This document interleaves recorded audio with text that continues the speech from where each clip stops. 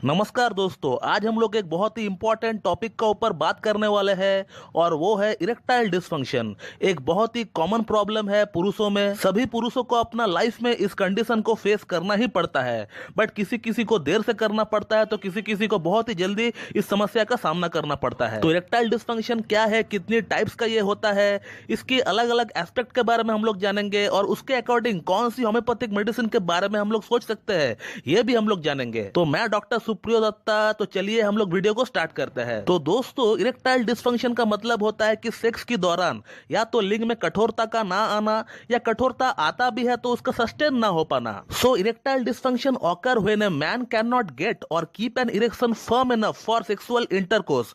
This is only known as erectile dysfunction. तो erectile dysfunction basically तीन तरह की होती है।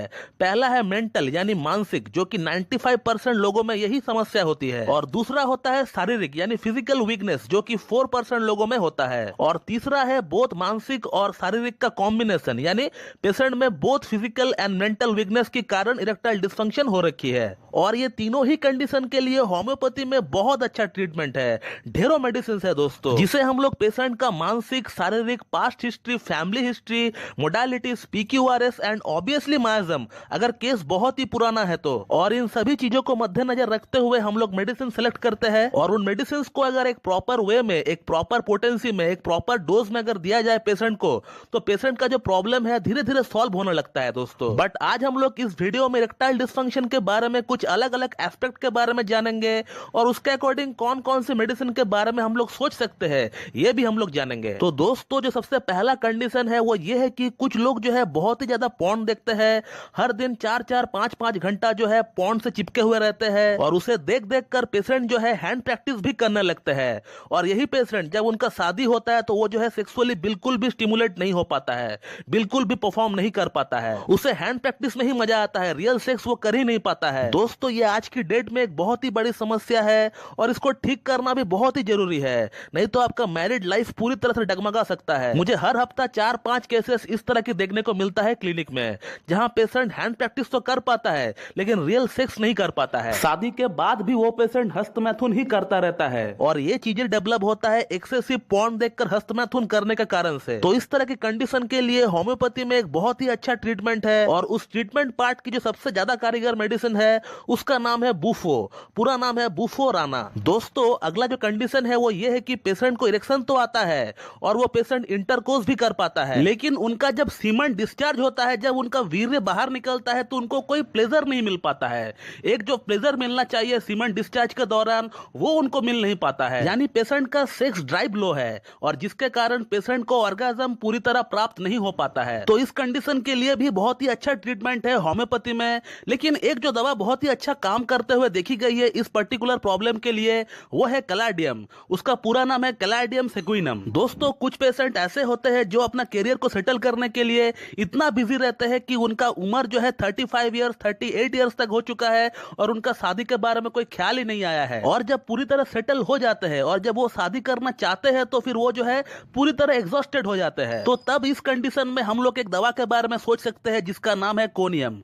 पूरा नाम है कोनियम मैकुलेटम। इसका जो पेशेंट है ये अपना सेक्सुअल थॉट्स को बहुत सालों तक दबा कर रखता है, जस्ट लाइक स्टैफिसेग्रिया, बट स्टैफिसेग्रिया से बहुत अच्छा काम करता है कोनियम मैक इस केस में, क्योंकि कोनियम मैक का पेशेंट को सेक्सुअल नर्वसनेस बहुत ज्यादा रहता है, परफॉर्मेंस एंजाइटी इन लोगों को बहुत ज्यादा रहता है। तो एक ऐसा कंडीशन जहां पेशेंट अपना पास्ट में कभी भी कोई सेक्सुअल कांटेक्ट पे नहीं आया और अब उनको सेक्सुअली नर्वसनेस आने लग रहा है, तो ऐसी कंडीशन में हम लोग कोनियम के बारे में बिल्कुल सोच सकते हैं दोस्तों, अगला जो कंडीशन है जहां पेशेंट जैसे ही इंटरकोर्स करता है तो उनका इरेक्शन गिर जाता है। ये एक बहुत ही कॉमन समस्या है। एक तो इरेक्शन बहुत ही लेट से आता है, बहुत ही मुश्किल से आता है, बहुत ही ज्यादा फोर प्ले करने का बाद आता है और आते ही गिर जाता है। तो इस तरह की कंडीशन के लिए होम्योपैथी में ढेरों मेडिसिन है जो कि as per patient symptoms, as per patient modalities काम करता है।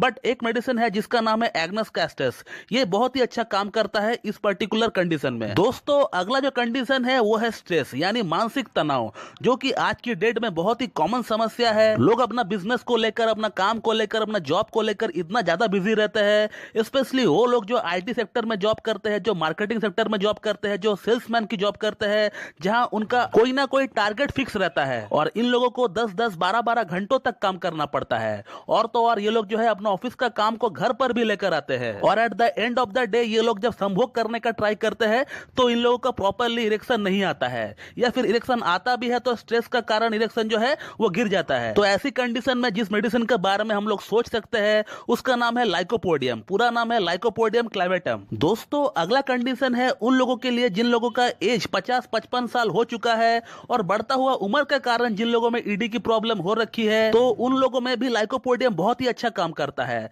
हालांकि और भी बहुत सारे मेडिसिन है बट लाइकोपोडियम भी एक बहुत ही अच्छा मेडिसिन है। दोस्तों अगला जो एस्पेक्ट है इरेक्टाइल डिस्फंक्शन की वो है डर। अब ये डर पेशेंट का मन में रहता है कोई पास्ट फेलियर का। हो सकता है पेशेंट का कोई पास्ट ऐसा हिस्ट्री रहा हो जहां पेशेंट सेक्स के लिए ट्राई किए थे मगर वो फेल हो गए, जो कि बहुत ही कॉमन बात है। ऐसा बहुत लोग हैं जिन लोगों को अपना फर्स्ट अटेम्प्ट में फेलियर मिला हो बट उसी इंसिडेंट को सोचकर पेशेंट का मन में एक खौफ बैठ जाता है, एक डर बैठ जाता है और पेशेंट जो है वाइग्रा सिल्डेनाफिल जैसा मेडिसिन अपना पास में रखता है कि इनकेस मुझे इरेक्शन नहीं आया तब फिर मैं इन मेडिसिन का इस्तेमाल कर सकता हूं। तो कहने का मतलब पेशेंट का मन में, पेशेंट का दिमाग में एक इस तरह का खौफ बैठ जाता है, एक इस तरह का डर बैठ जाता है। पेशेंट एकदम पूरी तरह फिट एंड फाइन है बट फिर भी वो वाइग्रा का इस्तेमाल करता है। तो इस आदत को छुड़ाने के लिए, इस डर को खत्म करने के लिए जिस मेडिसिन के बारे में हम लोग सोच सकते हैं उसका नाम है अर्जेंटम नाइट्रिकम। अर्जेंटम नाइट्रिकम के ऊपर मेरा एक सेपरेट लेक्चर भी है, आप उससे भी देख सकते हो। तो ये तमाम केसेस में एक फंटास्टिक रेमेडी है जहां पेशेंट अपना फ्यूचर में होने वाली इंसिडेंट को सोचकर